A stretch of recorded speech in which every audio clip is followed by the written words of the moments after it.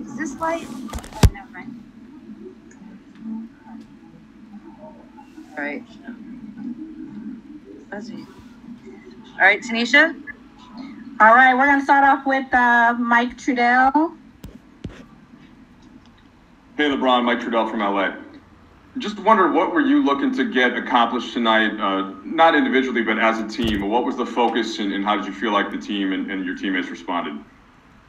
Well, first of all, I want to continue to shed light on, justice for Breonna Taylor and to her family and everything that's going on with that situation.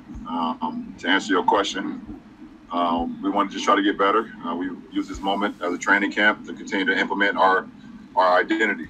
Our identity is to defend, share the ball, push the tempo, and play together. So I think we was able to accomplish that to as close as 40 minutes as possible. Dave? Hey, LeBron, David Benjamin. We're used to seeing you write BBZ or Savannah or Gloria or Strive for Greatness on your sneakers. Obviously, you had the Breonna Taylor message today. I'd just like to ask you about putting the message on your sneaker. And then also, what would you like to see the next step occur in terms of getting justice for her family? Well, we want the cops arrested who committed that crime. Obviously, in the state of Kentucky, what's going down there, I know a lot of people is feeling the same. And us as the NBA and us as the players, me as one of the leaders of this league, I want her family to know, and I want the state of Kentucky to know that we feel for it and we want justice. And, that's what it's all about. What's right is right and what's wrong is wrong. And this is a wrong situation that's going on in my eyes and it's in a lot of other eyes, not only here in America, but I bet in the world as well. Tanya? It feels hard to transition to, but the atmosphere that you guys had tonight, and you guys were so animated and loud and very into it, despite having no crowd here. Can you just take us through what that was like and if it mattered to you guys? Well, the same energy that we had on the floor is the same energy that we have towards having justice for Breonna Taylor and her family. And that's the energy that we bring to the game, and that's just who we are. We got a close-knit group. We have a lot of togetherness, a lot of brotherhood with this franchise, and we care for one another not only on the floor but off the floor as well. So you got to create your own energy here. We understand that there's no fans. Our wonderful fans is watching this game on the TVs, on the laptops, phones, iPads, whatever the case may be. So it's about us creating our own energy, continue to make understanding what we're here for, and that's to get better. So that's what it's all about. Kyle Good? Ron, you're talking about Breonna Taylor. A lot of players here are talking about Breonna Taylor and also kind of look up to you as a leader in social change.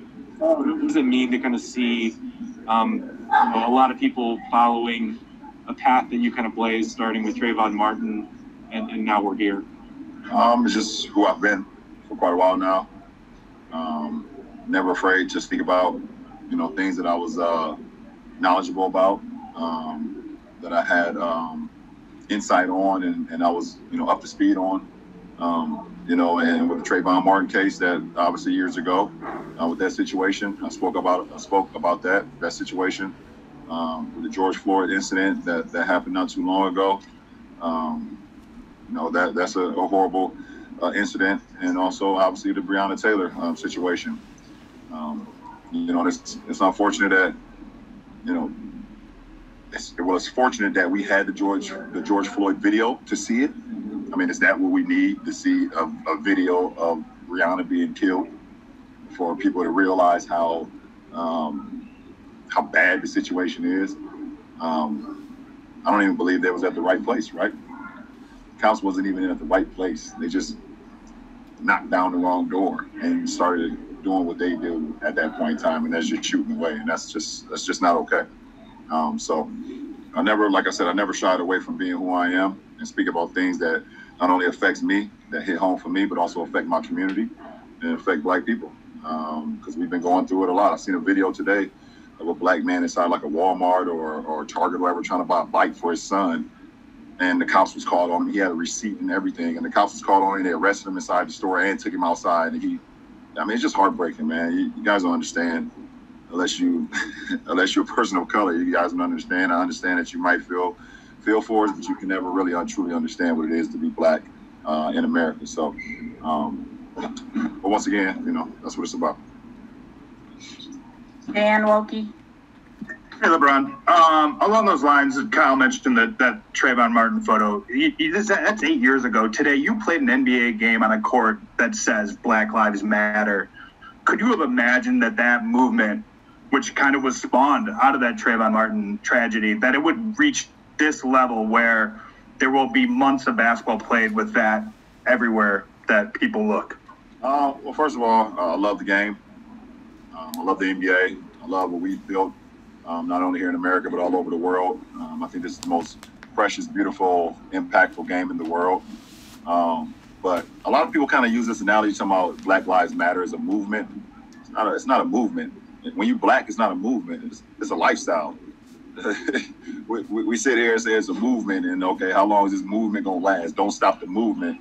No, this is a walk of life. When you wake up and you black, that is what it is. It shouldn't be a movement. It should be a lifestyle. This is who we are. And we understand that, and we know that, for one step that someone else might have to take, or for 1 yard someone else may have to take, and we know we got to take 5 more steps, and we know we got to take 10 more yards to get to the end zone. I mean, we understand that, we know that. So, but also what makes us, it's strong, makes us it's powerful, it makes us so unique and unified, is that we have so much hardships in our life, either from personal experiences or loved ones, or reading history, or seeing videos, Rodney King, or just being a part of just the communities that you're in, where you just racially profiled from the time you come out of the womb. So, it's not a movement. I don't like the word movement, because unfortunately in America and in society, there ain't been no damn movement for us. There ain't been no movement. Yeah, LeBron, you've been fighting for social justice for a long time now. Do you feel like this is a unique opportunity, being in the bubble, with this being a topic of conversation to really affect change right now? For me personally, or you think for our league? For society as a whole, for you and for other players to be able to influence change? I don't know, Melissa. I mean, I do not. I don't wake up and say, okay, let's use the bubble as an opportunity to speak about us as people of color. It's just what I am. It's who I am. It's what I stand for. I got 3, black kids at home. I got my black wife is at home. My mother is black, come from a single parent household. I'm the only child. So excuse me, but no, I didn't need this bubble to speak about what I'm about. That's who I am. But I think the greatest thing that could come out of this is guys in this bubble, guys that may not or may be scared at points in time to speak about things because they feel like it may affect how people view them, or affect a certain situation. They say, okay, well, I'm not LeBron. I don't have I can't do that. That's not, he can go up there and say that. It might affect, something going on in my livelihood, but this opportunity is giving guys to really, truly, just be like, okay, it's not, because it's a time where we are being heard. Either if you really care or not, we're being heard, and that's what's most important. Last 2 questions, Joe. I think that, just the time in Cleveland, sitting up against the wall, talking about Ferguson, wearing the I Can't Breathe t-shirt, the speech at the ESPYs, all the way to now. If you would have told the 2016 LeBron what is happening now, would you say that was progress? Or what would you say? What do you think you would say it was? I would say it's progress for America. The attention, sort of the kind of nationwide being fed up with what has happened. What do you think you would say? I would say a lot. In 2016, Barack was our president. We know what's going on now. So is that progress? I think we all can sit here and say that's not progress. The conversations that's being had right now, and how many people are really listening, or just having the conversations, trying to make things happen. I think that's progress, but we got a long way to go. We got a long way to go, and until it's crazy because you look at just like common sense. Everyone knows what's right is right and what's wrong is wrong. Like, you just know that. I mean, you don't have to like black people, or you don't have to care about what I talk about, or care what we're here all about, or care if Black Lives Matters on the court. But you know what's right is right and what's wrong is wrong. There's not one human being that does not know that.